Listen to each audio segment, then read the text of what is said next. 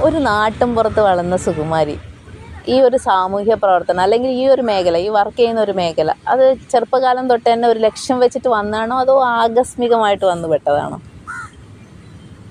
അങ്ങനെ ചോദിച്ചാൽ ഒരു പ്രത്യേക ചെറുപ്പകാലഘട്ടം തൊട്ട് തന്നെ സാമൂഹ്യ പ്രവർത്തനം ഒരു മേഖലയായിട്ട് ഇങ്ങനെ വന്നതല്ല. ആകസ്മികമായിട്ട് വന്നു എന്നും അങ്ങനെ, ആകസ്മികം എന്ന് പറയുമ്പോൾ പെട്ടെന്ന് വന്ന ഒരു തോന്നലിൻ്റെ അപ്പുറത്ത് അങ്ങനെ വന്നതാണ്. അങ്ങനെയല്ല വന്നത്, മറിച്ച് ഞാൻ ജനിച്ചു വളർന്ന നാട് എന്ന് പറയുന്നത് അതിന് വലിയൊരു പ്രത്യേകതയുണ്ട്. കാരണം ഒരു കർഷക കമ്മ്യൂണിസ്റ്റ് പ്രസ്ഥാനങ്ങളുടെ ഒരു ഈറ്റില്ലം തന്നെ പറയാൻ വേണ്ടി പറ്റുന്ന ഒരു നാട്ടിലാണ് ഞാൻ ജനിച്ചു വളർന്നത്. അതുപോലെ ഞാൻ വളർന്നു വന്ന കുടുംബം, എൻ്റെ അച്ഛൻ, അതുപോലെ തന്നെ എൻ്റെ മുത്തച്ഛൻ, അതുപോലെ തന്നെ എൻ്റെ ബാക്കിയുള്ള ഇളയച്ഛന്മാർ, എൻ്റെ സഹോദരങ്ങൾ, അവരെല്ലാവരും ഒരു അപ്പോഴേ ഈ കർഷകരെ സംഘടിപ്പിക്കുന്നതിന് വേണ്ടിയിട്ട്, അതുപോലെ തന്നെ നാട്ടിലെ ഇങ്ങനെ തെറ്റായ പ്രവണതകൾക്കെതിരെ ഒക്കെ പ്രവർത്തിക്കുന്നത് കണ്ടു വളർന്ന ആളാണ് ഞാൻ.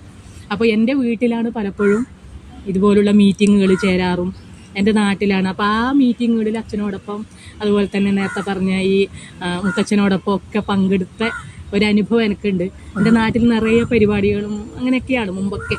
ഇപ്പോൾ കുറച്ച് കുറഞ്ഞിട്ടുണ്ട്, പക്ഷേ ഒരു 10-25 വർഷം മുമ്പ്, 25-30 വർഷത്തോളം മുമ്പ്, എൻ്റെ വളരെ കുട്ടിക്കാലത്തൊക്കെ നാട്ടിൽ നിറഞ്ഞു നിൽക്കുന്ന പരിപാടികളാണ് പലപ്പോഴും ഉണ്ടാകുന്നത്. നല്ല പരിപാടികൾ. അത് വെറും ഒരു രാഷ്ട്രീയ പ്രസ്ഥാനത്തിൻ്റെ ഭാഗമായിട്ട് എന്നല്ല, പക്ഷേ ആ നാട് അങ്ങനെയാണ്. എല്ലാവരെയും ഉൾക്കൊള്ളുന്ന, എല്ലാവരെയും സ്നേഹിക്കുന്ന ഒരു വളരെ മനോഹരമായ ഒരു നാടാണ് പെരുമ്പള എന്ന് പറയുന്ന കാസർഗോഡ് ജില്ലയിലെ നാട്. ആ നാട്ടുകാരിയായത് അപ്പോൾ അവിടുന്ന് കിട്ടിയ ഒരു പ്രചോദനം.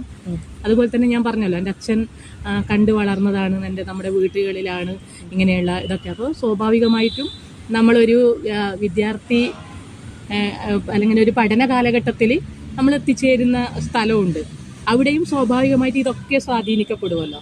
ആ സ്വാധീനത്തിൻ്റെ ഭാഗമായിട്ടും നമ്മൾ ഒരു സാമൂഹ്യ പ്രവർത്തനം ഇങ്ങനെ ലക്ഷ്യം വെച്ചുകൊണ്ടല്ല, അതിൻ്റെ ഭാഗമായി ഇങ്ങനെ പോയി പോകുന്നതാണ്. അല്ലാണ്ട് ഒരു പ്രത്യേകമായ ഇത് ഇങ്ങനെ ലക്ഷ്യം വെച്ച് ഞാനൊരു സാമൂഹ്യ പ്രവർത്തക ആവണം എന്നാഗ്രഹിച്ചതല്ല. സ്വാഭാവികമായി ആ ഒരു ഒഴുക്കിനൊത്ത് ഇങ്ങനെ പോയി അതിലേക്ക് വന്ന് അങ്ങനെയാണ്. പിന്നെ പഠനം കഴിഞ്ഞ ഉടനെ തന്നെ ആ ഒരു മേഖലയിൽ താൽക്കാലികമായി ജോലി കിട്ടി, വളണ്ടിയറായിട്ട് ജോലി കിട്ടി. ആ വളണ്ടിയറായിട്ട് ജോലി കിട്ടുമ്പോഴും അവിടെ ആളുകളെ സംഘടിപ്പിക്കാനും, അതുപോലെ തന്നെ അവരുടെ പ്രശ്നങ്ങൾ മനസ്സിലാക്കാനും, അവരെ പോയി സംസാരിക്കാനും, അങ്ങനെ അങ്ങനെയാണല്ലോ നമ്മൾ വരുന്നത്. അങ്ങനെയാണ് ആ മേഖലയിലേക്ക് എത്തി വരുന്നത്.